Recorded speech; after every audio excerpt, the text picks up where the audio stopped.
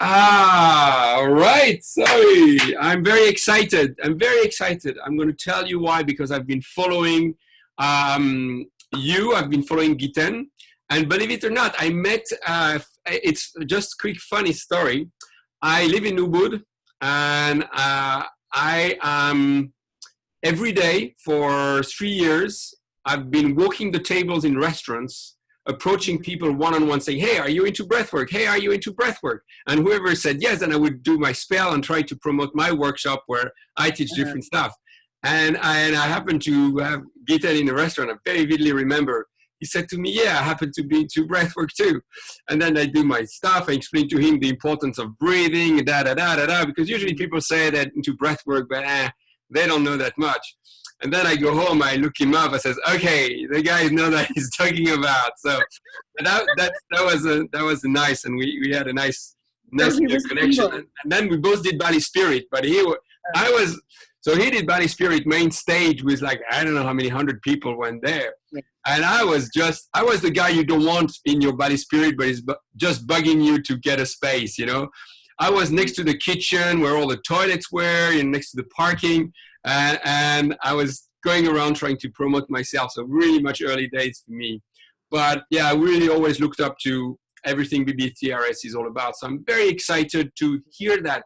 But I also love that you work with women and specifically around trauma release. So for me, that's also a really, really interesting. So my intention is not to speak too much and give you all the space so that you do all the talking, but that give you a little bit of context where I come related to both those two topics that are dear to mine. So you know what? I'm going to let you open and says, what would you want to start talking about, Chetana?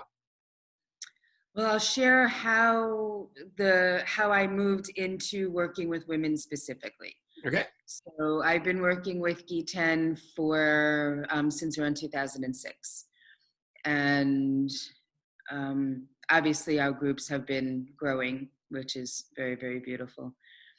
And what I came to notice is through meetings with all the women, through our trainings, through our groups. So BBTRS, for those that don't know, is BioDynamic Breathwork and Trauma Release Systems. So we use BBTRS as the acronym for that. And now that you've said that, you have to say a few words about just what the technique is about, because we mainly have people that are aware of breathwork, that have some kind of a shamanic or connected breath practice, or Wim Hof. So just what's BBTRS and how does it stand out from the other protocols? Great. So I'll answer that, and then I'll segue into trauma release for women. That's a great way. So it is an open, connected breath. Historically, it was in through the mouth, out through the mouth, an even inhale and even exhale, not forcing, not pushing, not pulling, not blowing, just allowing the mouth to gently open. And we make a circle, right? So it's half inhale, half exhale. So it looks something like this. Oh, it's very soft. It's very soft. It's much softer than all the holotropic breath work, which would be much more full. Yes. It's a very soft. That's interesting. Well, let me say more though, because it's not always so soft. Okay, so there's many aspects to it. So it starts off that way, and it can get a little faster. It can get a little deeper. Depends on each being. Some people can activate with a very gentle breath. Some people need a little bit more, but we're not looking for a gigantic activation. We're looking for a small to medium charge, just enough to activate the nervous system. Our original teachings were quicker, more aggressive. So it was like 70 people in a room having these full-on cathartic experiences. But what Giten and I both came to realize is that was kind of damaging the nervous system and reproducing the trauma rather than bringing on the parasympathetic and creating release, rest, and relaxation. It was creating more charge and more activation and more overwhelm, therefore continuing the trauma. So we brought in more somatic experiencing and staying connected to the body, to the breath in each moment. It's actually not even only open mouth anymore. We now do in through the nose and out through the nose, and we do in through the nose and out through the mouth. So it depends what we're looking for. Are we in the phase of charge? Are we in the phase of release? Are we in the phase of integration? And who is the person that's breathing? How much do they need to bring up this charge? So when I speak about charge, what I'm referring to is the reason why a traumatic event turns into trauma is that the body is overwhelmed and it doesn't integrate the experience or the information. So it stays like a present live situation, even though it happened in the past. So what we're doing with charging the breath is bringing the nervous system to that point where the fight or flight got interrupted, right? So like I know you know this because I've watched other interviews with you. So like in Peter Levine's work, when he speaks about the animal being in the wild and shaking. So it goes into this neurogenic tremor, releases the stress and goes on. Humans don't do that. They contract and they hold the stress. So the traumatic event turns to trauma in the body. So the breath brings the being to that moment where that fight or flight got interrupted. They didn't have a chance to fight back. They didn't have a chance to run away. They didn't have a chance to shake it off. So it's like the system freezes or stays in a place of contraction. So our work brings the body to that moment. So then they have a chance to complete the fight or flight, and then it gets free from the system. And in that completion, they might go into that neurogenic tremor and shake it out. They might just have other movements of pushing, or the legs might start to kick. So we invite people to follow the impulse. What does the body want to do? Let it move, let it release. And then this trauma opens up because it's stress, it's tension in the body, right? So how the tremor works is that it goes into a contraction, a release, a contraction, a release, a contraction, a release, until it's freed from the system. I'll ask questions later because I know you want to segue and see to trauma. I'd love to go back to that later. Go ahead, continue. No, come back. Tell me. I'll segue after. Okay, so I'm curious to know whether you empower people to choose how they breathe according to what they need, or you take them on a breath journey where basically you tell the 70 people, this is, we do mouth, mouth, then nose, nose. Is it something that is for everyone we do the same, or, you know, you watch what's going on and everyone do what they need? Okay, it's a great question. So now that we're working online, we tend to have bigger groups online, right? So if I'm facilitating a breath session, which I think you said you had joined me at one point, and if there's 70 people on the screen, I'm just guiding you as one. Yeah. We're going to bring through the different phases as I see fit. And when I'm online, when we are online, we definitely keep a very mild charge, because I'm not with you. I'm not there to hold space in your person to keep you safe. So it's my responsibility and my integrity through the screen to keep everybody as safe and grounded and connected as possible through the coaching of the words. When we're in a training, when we're live and we have a group of, let's say, 40 or 45, and we're facilitating, we might do it with a similar energy, but we have assistants, we have a team, we have a bunch of people in the room. So a team member can go to one person and encourage something different. Yeah, okay. And to just say one bit more is that a lot of the work when we're live are in pairs. Yeah. So we have like a morning exercise where we're facilitating the group, and then they do session exchanges. So each person is a facilitator, each person is a receiver, so they can facilitate much more individually one-on-one, and then we're there walking around to coach. Amazing. Can I segue one more bit before we go into the meaty part of the podcast? It's all meaty. Yeah, it's great.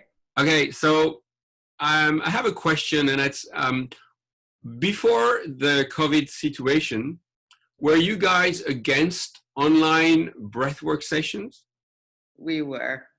Isn't it funny? And you and everyone else, huh? You and everyone else. So it's not like you, I'm not pointing the finger here. I'm just aware, just making everyone aware that Absolutely. all breath workers will, all over the world will tell you that if you don't have angels, people taking care of you, you can't do that online. And that's a limited belief. And that's interesting, you know, even, you know, people like you without that experience, we think, okay, I think I've got it together. I have my, but it's just an assumption. And it's that, you know, that makes me just allow just everything I believe to be just a concept and not hold on to it, you know, because look at that, you know, the universe has forced us to do things differently and everyone now is changing everyone. How funny is that? So, right. So great lesson, right? Like you just said it, then it's then like an invitation to challenge all our concepts. There's no truth other than consciousness, right? Like that's the only truth. Everything else is a belief and a concept. And at the same time, when you say against, I go like this because it's like, oh, I don't want to be against anything, but we were. And we actually had a bit of judgment about it because there's one or two people that do it online. And we had our own beliefs about it. And basically the reason why we jumped onto the online platform is it was either that or we lose the gift of offering BBTRS. And we didn't want to lose that gift. It's too important. It's too profound. So we gave it a try. And we saw amazing results. So we started, when the lockdown first happened, we started offering weekly meditations. And I mean, daily meditations, because we do active meditations. So we started to see, oh, even the meditations are working great online. So then we started offering breath sessions every 10 days. Like, oh, this is kind of working. And again, we transformed it a little bit. We lowered the amount of charge we were we were promoting. We don't really lie down. We do most of the work seated, which we started to do live as well, because we found that seated keeps people more grounded and less chance of dissociating. And we brought in self body work techniques because in our work, we do body work in conjunction with breath to help open up the stress and the tension stored in the body. So we teach self body work techniques. So we just adapted it to being online. And we were so amazed and thrilled at the efficiency, the productivity, the profundity that remained. And one last piece is that sometimes we even experienced it as being more profound because it's more autonomous. Yes. You are there. I'm not touching you. You can't control me to take care of you. You can only take care of you. I'm on the other side.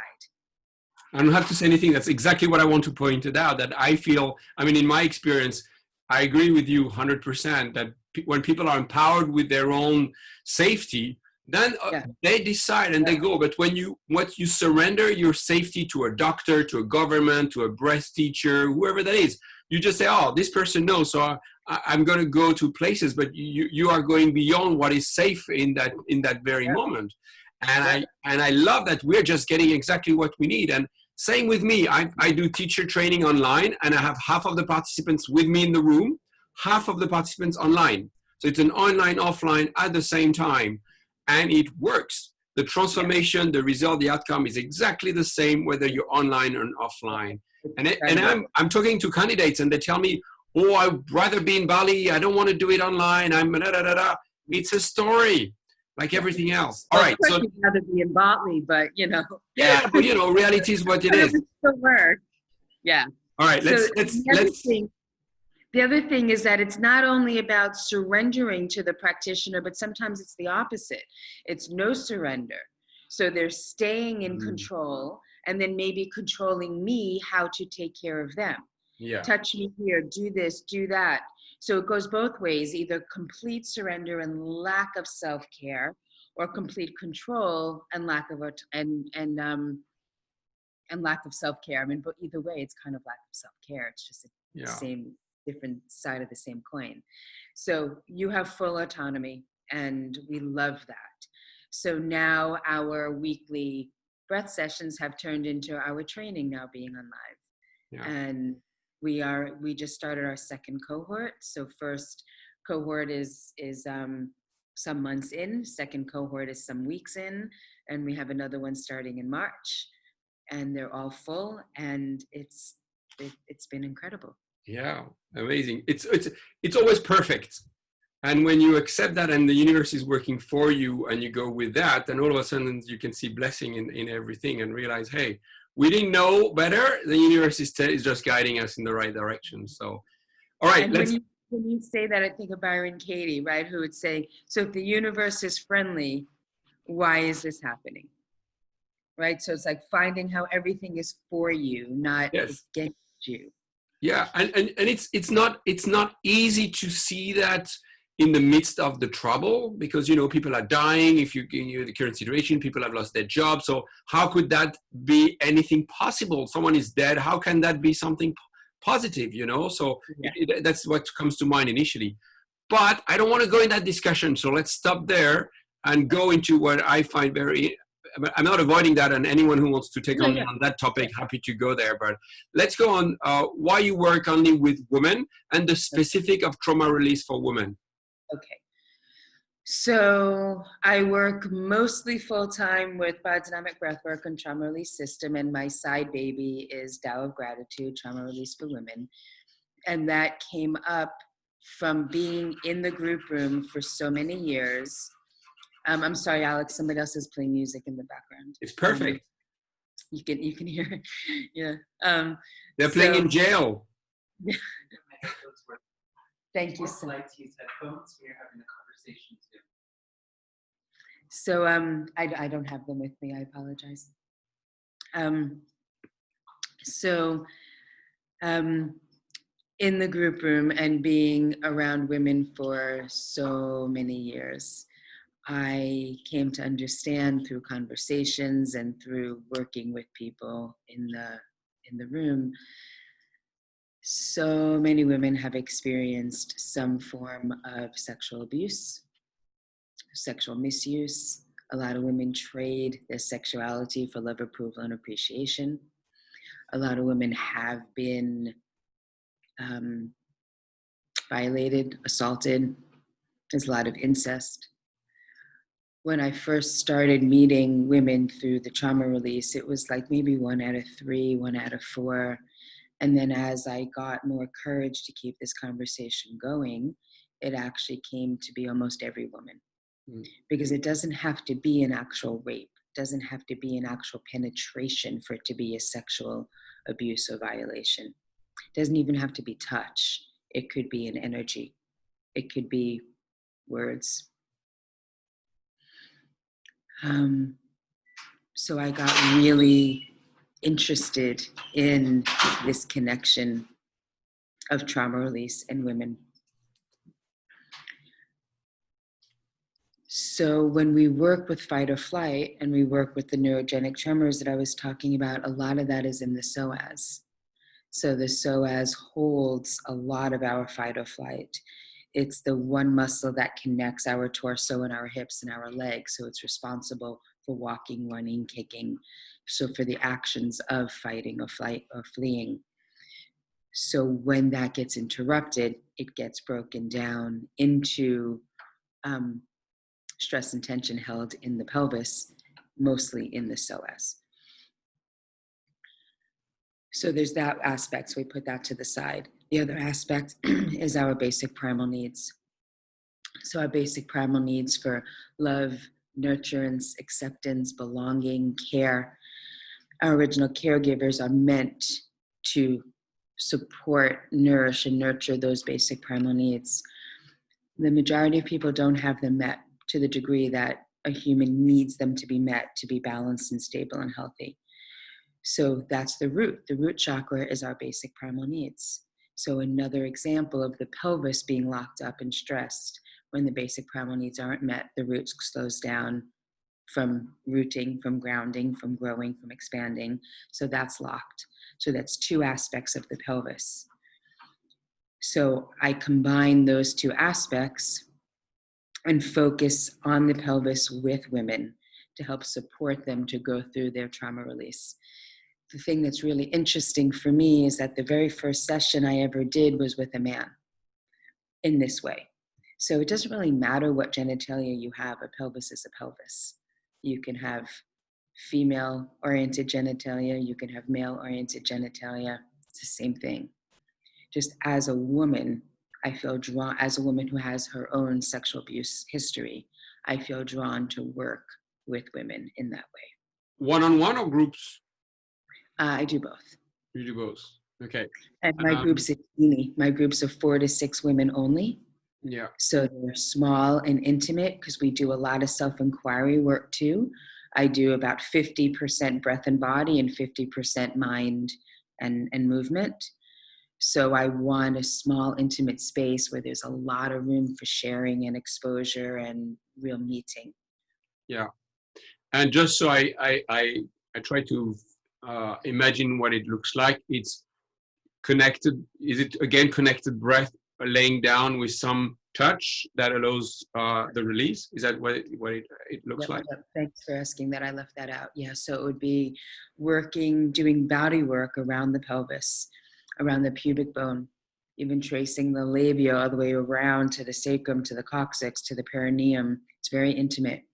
I don't do internal work. There's a lot of internal de-armoring for women. I do external de-armoring, but covering the complete front and back pelvis, the pubic bone, while breathing. And now, are you doing it online? So I've done one group online, and it was all self-body work, and it was great. One person didn't feel safe, so I had a moment of hesitation about doing it again because it's such intimate, deep work, and I will. I understand that was that one being's experience, and it doesn't. She didn't feel safe in a group setting or in one-on-one? She didn't feel safe doing it online. Okay, one-on-one. In the group.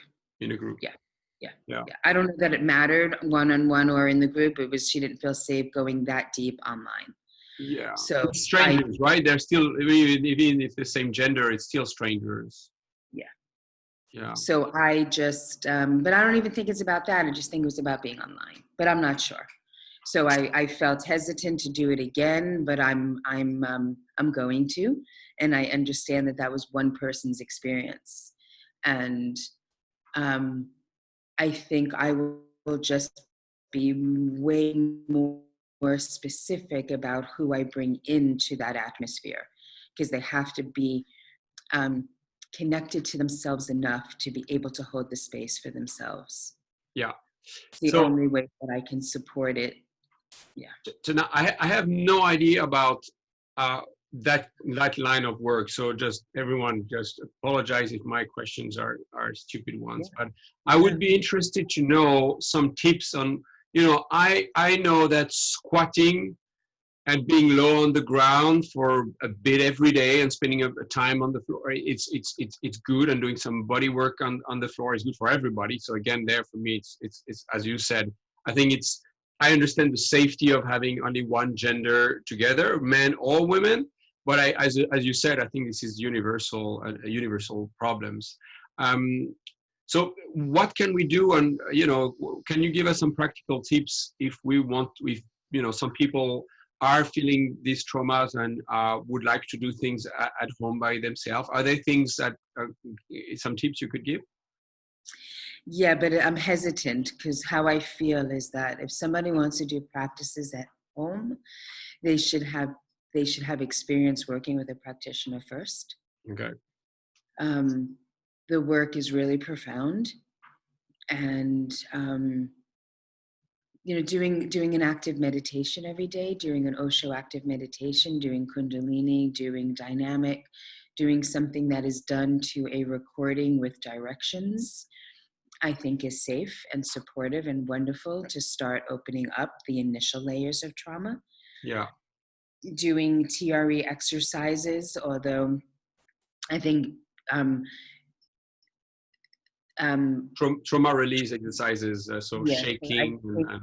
trained trauma release exercise therapists might also agree that doing it on your own first is not great, although I know there are YouTube videos out there, that it's anything that is putting the body into a state of contraction and release through neurogenic tremor, bringing up wanting to express any gentle, mild emotional catharsis is really best done with a practitioner. Yes, of course. And again, after experience, then you can hold the space on your own. So the best that I can offer right now, again, is the meditations. And start there, and you start opening up the first layers, and it's great preparation to go deeper. Yeah.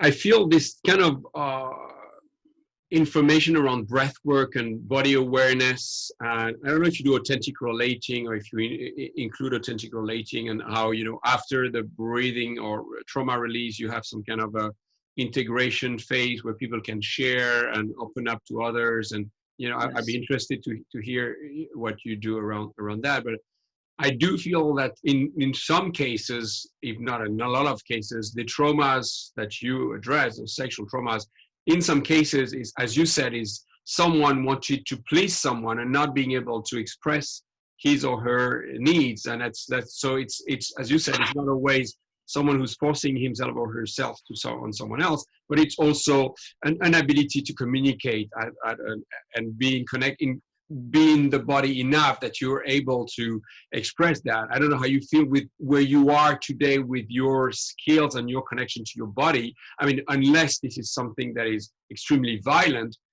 you are enough equipped with tools that some of the things that happen when we're young would not be possible. And I don't understand how we're not educated on body awareness and being connected to self and being able to express and feel safe expressing what's going on. And the society doesn't encourage that at all. That's really make me upset. There's no, all we can do is, it's almost, why do we need to go for trauma release? I would like to see not trauma release, but education and what can we do in schools? And I don't see much of that happening. It doesn't. We're not taught emotional intelligence. We're not taught communication, nonviolent communication. We're not taught conscious sexuality. No, we're taught geometry.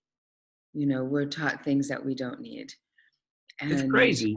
It's crazy. And you're not taught about your body. Do you know anything about your body? If you know anything about your body, you have to take medicine. And then you will know about your body, and it's worse. But otherwise, doctors are in charge of the body. Why no? Learn the history and yes, geometry and mathematics, but body and communication and all this. Oh man, that kills me. That kills me. So tell me a bit about what does an integration look like in BBTRS or in your work? Yeah, it's the same in both. But I want to go back to this because you brought something that's really interesting, is that finally, you're bringing lots of things that are interesting. I had said about exchanging sexuality for love, approval, and appreciation. So it's different than inability to communicate one's needs. That's about not having the basic primal needs met. So it's like, that little book of the chicken walking around or the little duckling. I don't remember looking at all the animals saying, "Are you my mother? Are you my mother? Are you my mother?" Right? So we walk around like, are you going to meet my needs? Are you going to love me? Are you going to take care of me? Are you going to meet my needs? It doesn't work like that. If the original caregivers didn't meet them, nobody else is ever going to, nor is it anybody else's job except for yours. So it's a lot of work, and it sucks, for lack of a better word, that you're now faced with this responsibility, but it's self-responsibility, it's self-care, it's self-love, it's an art. So this is one of the things that I promote and talk about in my groups, is the art of self-care. So we don't have to look for anybody else to do it. We learn how to find our own resources. We learn how to meet our own needs. So whenever you're wanting to look external, turn it around and come internal and take care of you. So then there's less of a chance that you're going to meet this man and want to give your body to him or her, you know, whatever gender you are and whatever gender you're attracted to want to receive love, approval, and appreciation through sex. I have a question for you. Sorry. Is it about realizing that you can give it to yourself, or is it about acknowledging and realizing the original trauma? So that prime caretaker lack of doing that, and then be able to have now awareness of it, and then being able to then come, oh hey, that's why I say yes to every man or woman, because I didn't get it, and that awareness of where it's coming from now allows you to move on. I wonder what's your yes, where you going? That's step one.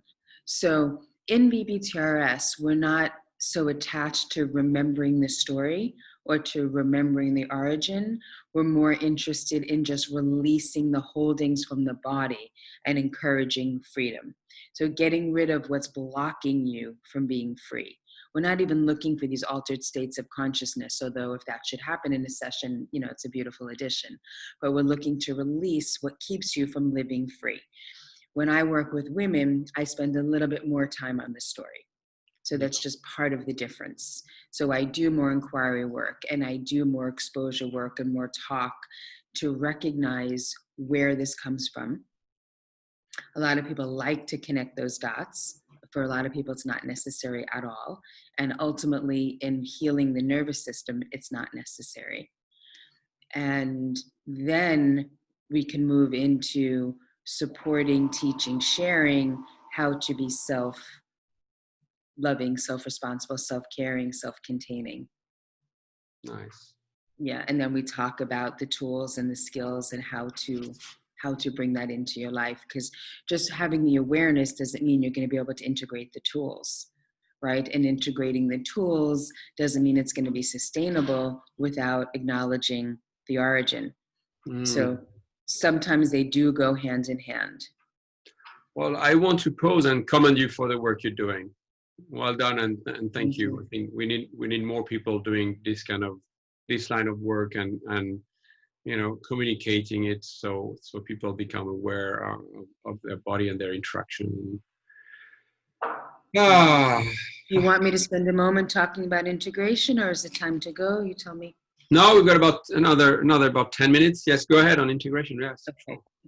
Okay. But thank you for the shout out, for the honor, and I appreciate that. I noticed I just kind of avoided. I want to just take that in. It's funny, eh? So it's funny. Boom. It's okay. Just witness it, and then it's always interesting how we. Nice. Always stories, eh? It's incredible, huh? So the integration phase is, so in the breath work, we do a lot of pendulation and a lot of titration. And that's how we increase the window of tolerance in somebody's nervous system. So when a traumatic event should happen, there's less chance of an overwhelm. There's less chance of it landing as a trauma. So we work with the window of tolerance to release the trauma that's already there. So we have to do that slowly, which is why Chetana and I moved away from our original teachings, which was bam, you know, you're just breathing for an hour and a half to loud trance music and freaking out. Okay, how is that really nurturing the nervous system? So pendulation and titration, we charge, we release, we resource, we integrate, and then we do it again, and we do it again. So we do it in phases, right? So it's titrating, and then the window of tolerance starts to expand, and then you can hold it a little bit longer. You can release a little bit longer. You can hold it a little bit longer. You can release a little bit longer. So it's a slow process. So after a couple of rounds of that, so there's an integration phase in between each round, but then the final integration phase would be resting in the parasympathetic for about 10 to 15 minutes. Oftentimes there's music, oftentimes there's live music being played, especially when we're in the group room. And it's the meditation phase. So it's the phase of allowing everything to complete, the word integrate, right? To integrate. So what happens in that integration is that the brain and the neural pathways also recalibrate. So the traumatic memories now get put in the right part of the brain as memories that we can tap into upon choosing, rather than staying live, right? So that's why people walk around with PTSD, because it hasn't been integrated. So anything that happens that's resembling that traumatic experience is processed as it's happening right now. That traumatic experience is happening right now. So the charge, the activation, the fear, the shutdown, the dissociation happens over and over and over, because the brain is not recognizing that that's actually from the past. So integration allows all of that to land in its proper place. And one of the tools of breathwork that supports that to happen in the first place is by breathing and bringing up the charge. So we're allowing the trauma to surface, right? I had said we're coming to that place where the fight or flight was interrupted. That's happening. At the same time, we're staying connected to the somatics. We're working with the felt sense. We're working with how a part of the body feels. We're working with, oh, there's some movement here. Interesting. I'm going to allow that to flow. So I'm staying super connected to the present experience while the nervous system is opening to the completing of the fight or flight, so the brain can say, oh, that's not happening now. What's happening now is I'm feeling tingling in my fingers.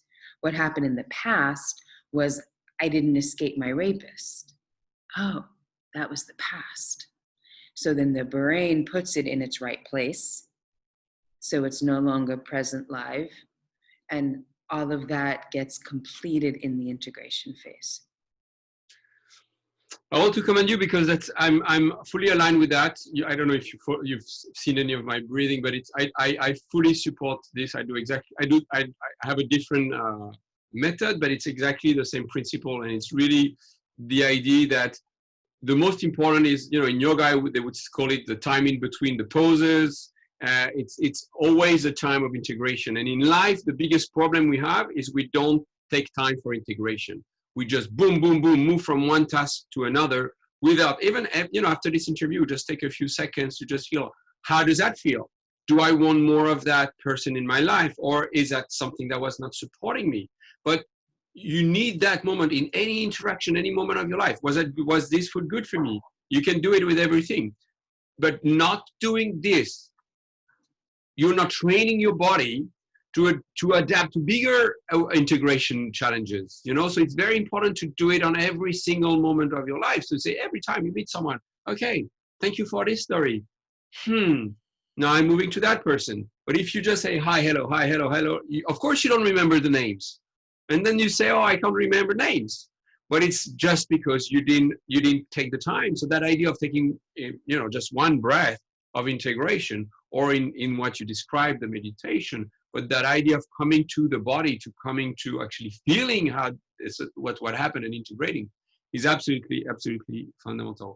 And just to for people that maybe your followers, just to explain just in two words, what I like is a daily practice. So my obsession is daily practice rather than this big cathartic. So, and I was doing Wim Hof and trained with Wim Hof, but I didn't go deep enough.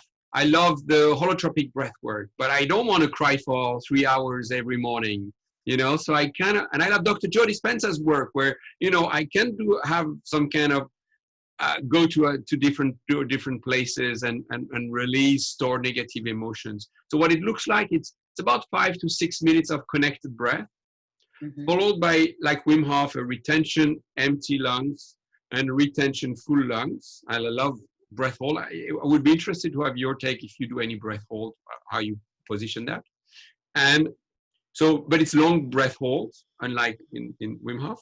And then I take 2 minutes of just coherent breathing. So five breaths with music, 5 breaths per minute. So and that would be the moment say, okay, now we are going into parasympathetic and we're integrating before you do round 2. So you have a complete experience that gets you, oh my God, okay, I got fight and flight activated, and now I'm brought back. And I find that, I love women at so many levels, but I find that it doesn't give us that enough. It's more, okay, 3 rounds, boom, boom, boom, let's go to work. And I find that that's almost the most important part that should be added, and for people to really take an extra, whatever time, but extra time to just allow yourself, how do I feel? How do I start with all that? What happened? Not without putting labels of what you should expect, but just, hey, how was that for me? So I don't have much more time, and I have after that another question, but do you use breath hold at all? No, occasionally Giten does something about breathing in for a certain amount of seconds, breathing out for a certain amount of seconds. Like occasionally he'll do something like that, but it's rare. But actually holding, no. All right. So 2 questions. First, what's your daily practice, if you have one? And then if there is anything else that we didn't talk about, please go ahead. And then tell us what you are cooking and what's next and how we can support you. Okay, thank you. My daily practice is being in nature. I live in the forest, so I'm surrounded by these big, beautiful, ancient redwood trees. And I spend a lot of time just sitting with the trees. I spend time walking in the trees. I'm getting back into actually sitting in meditation. I kind of, it left me for a while, but being in nature as my meditation never left me. So that's always been my practice. But now I'm spending more of an effort, quote unquote, to actually sit for X amount of time each day. And cooking and preparing, nurturing food is a practice for me. Listening to music is a practice for me. Spending a lot of time alone. That's how I integrate. That's how I recharge. That's how I use my space to grow my consciousness with God, is just being alone. It doesn't have to be a full on, I'm gonna do this for 10 minutes, I'm gonna do that for 20 minutes. I don't have that so much in my life anymore. I feel like my whole life is a practice in a way. It's just been my commitment to coming from the background that I came from. It was just like grounded, healthy, and stable. So I do whatever I do each day to promote that. And finally, how can we connect with you? And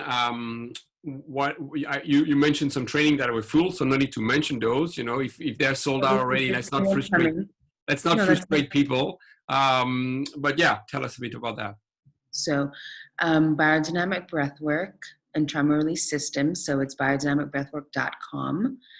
Should I put that in the chat? No, it's okay. We'll put that all in the notes. Okay. So biodynamicbreathwork.com is our main website. And we have a training starting in March. I don't remember the exact date. And that would meet a European and part of the USA time zone. And it's a 6 or 7 month training, and all the details, the whole overview, the dates, the cost, everything is online. We meet about 20 times live over the course of those months. Live meaning on live Zoom. And then in between, there's meetings within smaller groups that you have a mentor supporting these groups. So you work with small groups and your mentor, you do practice sessions. There are webinars to watch, like there's a lot of assignments outside of the 20 live, and you are staying connected to each other and to us the entire time. It's a really beautiful training. We basically took all of the parts that we did in person and created their counterpart for online. So nothing is lacking. It's really the same training. Cool. So that's coming up in March. My work is Tao of Gratitude, Trauma Release for Women. I have a Facebook page and I have a website that's taofgratitude.com. And I'm available for private individual online sessions, both focusing on trauma release for women and BBTRS, and or the combination of the two. I also do coaching and counseling using a lot of self-inquiry work. And yeah, so you can find me on either website. Cool. And yeah, I'm here, I'm available. It's my, I've known, you know, I'm, a lot of people talk about, I hear this question, if you could do anything in your adult life, what would you do? I'm doing it. I'm doing exactly what I'd want to be doing. I also hear this question, based on who you were as a child and what you did as a child, what should you be doing as an adult? The same. I always had this connection in me to spirit, and I always had this connection, even as a child, to talk to people about something a little bit more profound. So I always knew that I was going to do something in the healing arts, and I always knew I was going to facilitate something. I just didn't know what it was until I got a little bit older. Well, we could all feel that that's really you. Yeah, so thank you so much, Chetana. That was amazing. I know that I will send you a lot of people, that I will share that with all the graduates and all the people that I've worked with, because I do acknowledge that it is a really important work. And it is important to do it in a really safe environment, and then having just women working together and men working together is very important. And when I do circle, I really feel the difference when you only have men together or women together or mixed circles. It's just when we're with BBTRS, it's mixed. Yeah. You know, Okay. Yeah. But it's. I mean, I meant the trauma part. But yes, of course, and BBTRS. And I just want to say one thing, because it's been in the back of my head. When I said earlier how when I did the one trauma release for women online and one person didn't feel safe, I don't want to turn anybody off from that. I don't think you did. It was a specific being, it was a specific situation, and we really do everything we can to promote and support safety. That's our integrity, that's our value, and that's in the highest alignment of being able to offer the work. No, I didn't feel that, so maybe others won't feel it as well. No, that was beautiful. And you guys, again, if you're interested, I lead 6 weeks online, offline teacher training. My approach is not to impose one method, but to get you aware of all the methods, hence this discussion today and the different, I love the breath, and I'm all about you breathing more and being conscious of the breath. And then I love for people to find their breath and being, I'm expressing myself the same way you found your way with trauma release. I'm expressing myself, and I described how I just put it together. And I love that you can be creative and create your own thing, and you just feel what's right for you. And you don't have to compare Wim Hof and Buteiko and BBTRS and Anthony and whatever, it's my approach is really, let's explore what the breath is about, understand the science, have all those practices, and also authentic relating, the art of communication at a different level. And then let's help you find your breath. So if you resonate with that, reach out to me, Breathing Cold, and we'll start on January 4th on that. Ask any question. All this on my website and on Instagram as well. All right, then I'm very, very honored. This is the first time that we actually talk, guys, and we have been exchanging messages, and I'm so happy. I know my whole body feels happy now, so I know it was good for me. And tell us, what did you think? Leave us questions. Let's spread the love. Guys, it's a beautiful world out there. Don't worry, be happy. All right, guys, bye-bye. Thank you, Chetana.